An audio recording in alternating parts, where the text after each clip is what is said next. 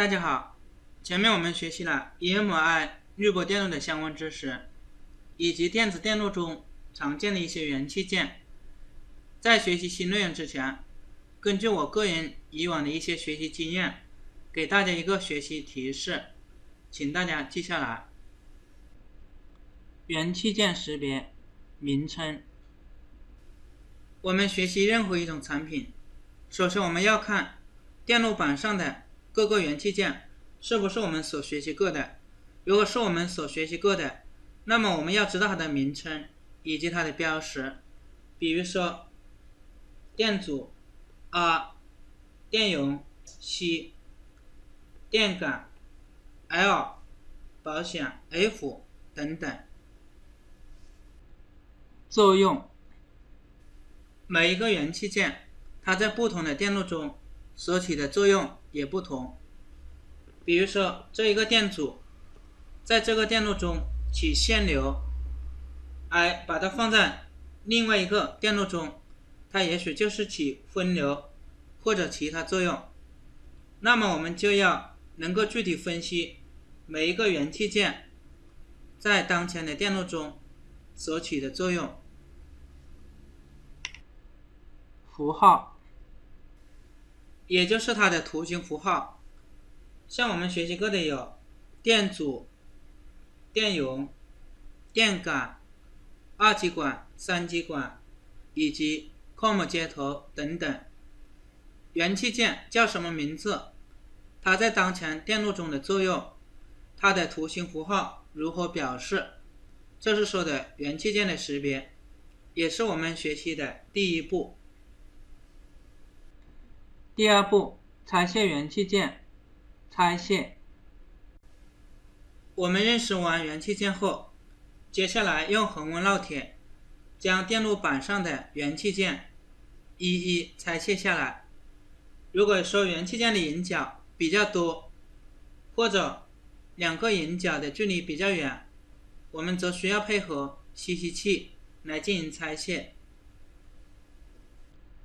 整理，将拆下来的元器件进行整理。我们刚开始学习的时候，最好用标签排好序号，写上该元器件的名称，画好它的图形符号，记好它的作用。比如说这个电感它是属于1、2、3第4个元器件，我们可以写上它的编号为4号，符号为这个图形符号，名称是 L1， 作用是滤波，然后将它贴到这个元器件的上面。分类，如果说元器件比较多，大家可以按各自的电路部分来分，将每一段电路的元器件放在各自的盒子中，这样的话一些小的元器件不会因为没有整理而丢失。比如说第二级 EMI 电路，我们将它放到盒子中以后，再给它贴上标签第二级 EMI， 这也是我们要养成的一个好习惯。第三步，绘制电路图，读数。为了表达产品的完整，我们绘制电路图时尽可能详细，这样的话如果有哪个零件坏了，直接根据电路图来购买即可。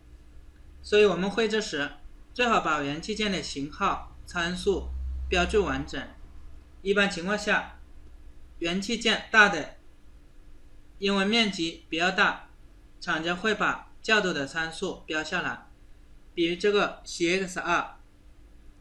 而元器件小的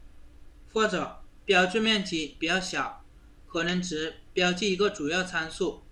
比如我们前面学过的贴片电阻以及这个一型电感等等。一般体积小的圆形元器件不太好标记，所以会采用售码的形式。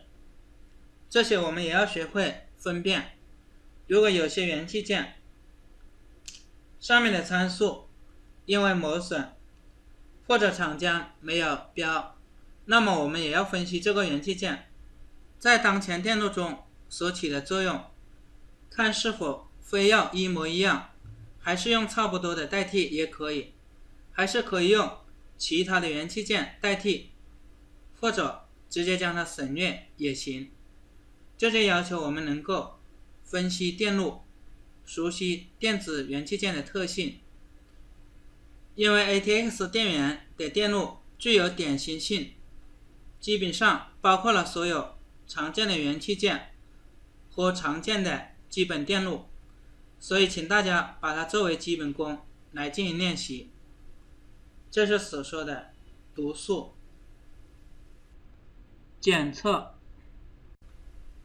当我们读好数以后，用望远表对每一个元器件来进行测量，看它们是否正常，并且把检测的过程记录下来。如果这个元器件测量时不正常，但是电路也能正常工作，我们就要分析一下这是什么原因，是不是元器件的性能较差，还是在当前电路中对该元器件的要求不是很高。我们只有这样学习起来，才能真正快速掌握好这些知识。绘图，当我们读好数，测量好了以后，我们可以根据电路板画出相应的电路图。大家可以用笔画在白纸上，也可以用绘图软件画在电脑上。如果我们刚开始学的时候，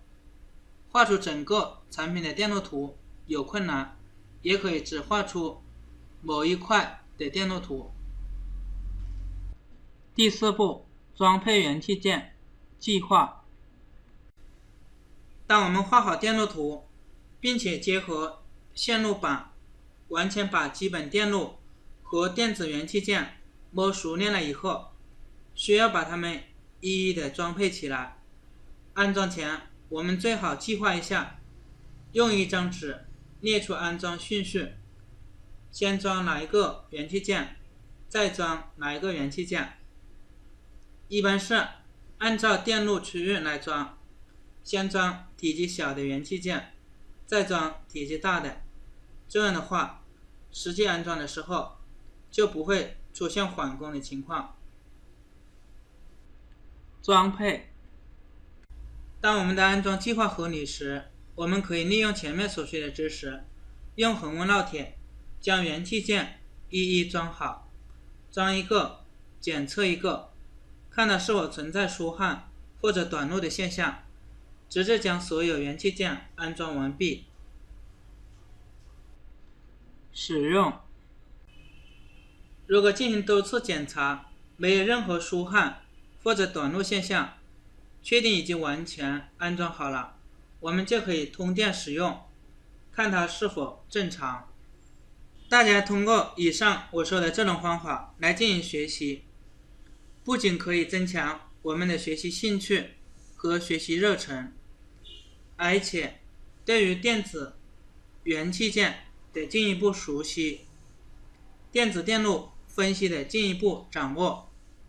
焊接技术的进一步提高，都具有非常重要的意义。维修这一门技术，实际上就是依靠经验来实现。上面所说的这一个实践的过程，也就是经验累积的过程，既能巩固我们前面所学，又能把知识掌握得更加透彻。这是我想跟大家说的。